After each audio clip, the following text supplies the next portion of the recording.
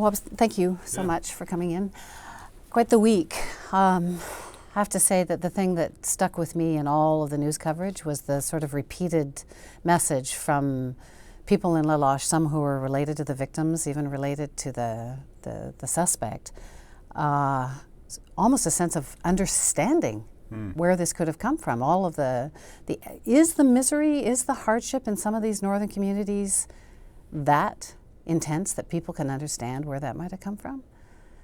I think it might be more a reflection on the generosity of spirit of the people in the Loche than on the social causes. Because to me, what happened in La Loche is such a tragedy that we're never going to find a satisfactory answer. And it's because you can't rationalize somebody taking so many lives and injuring so many others in this way. But to answer the truthful element in your question about are the social conditions in the North and in Indigenous communities at a breaking point? Like, I think, yeah, we've known for years in this country that Indigenous kids in particular face greater barriers and longer odds on the road to be successful. So I think that first and foremost, I look at this incident as a tragedy, and my heart goes out to the victims and their families. And then as we try to think our way through how to respond to it, the thing that I encourage everyone in this country to remember is that this is not a northern tragedy. This is not an Indigenous tragedy. This is a Canadian tragedy.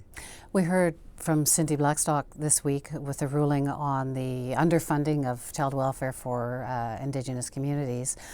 She said that sort of proof of discrimination is Canada's Mississippi in terms of it's time for civil rights action and to stand up and really change.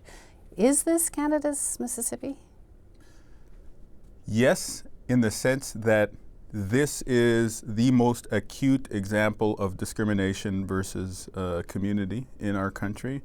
But no, in the sense that it's such a multifaceted problem to try and tackle. We can't just send up civil society from Toronto and have a freedom ride into northern communities and all of a sudden that's going to fix things.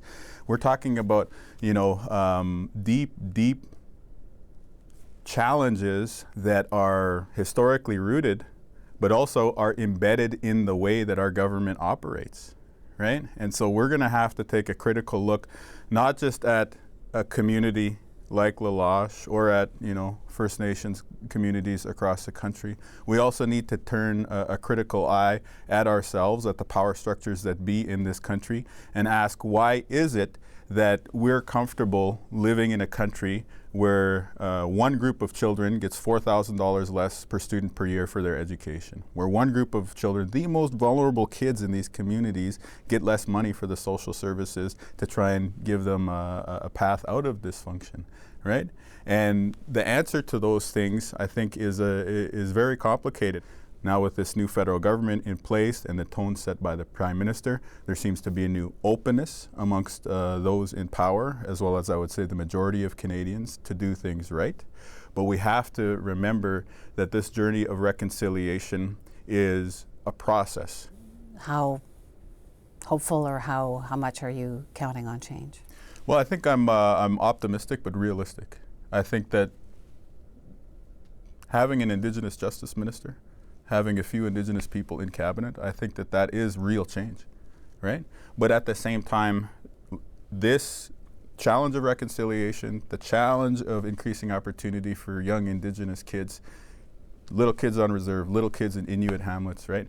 This is not something that's going to be solved in one mandate. This is not something that's going to be solved in 2 mandates, right? So really, I know that there will be stumbling blocks for this new government along the way, but so far, they've sent the right messages and they've started to, I think, engage with communities in a positive way. In your book about your life, a major theme is forgiveness. And you talk about how your dad was a residential school victim, about how he had anger management issues, about how you had some issues growing up. Right.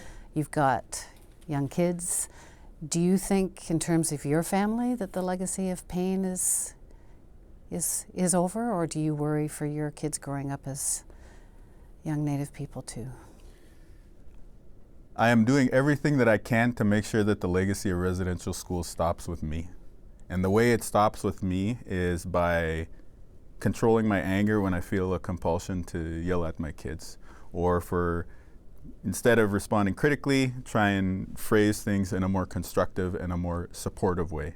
And that's where it begins. And it continues with me trying to teach them the language and culture that I grew up with, the language and culture of the Anishinaabe people. And that's really where it comes into place. So yes, government has a role, allies and outsiders have a role, but in terms of tackling the interpersonal, intra-family legacy of these historic traumas, it has to start here.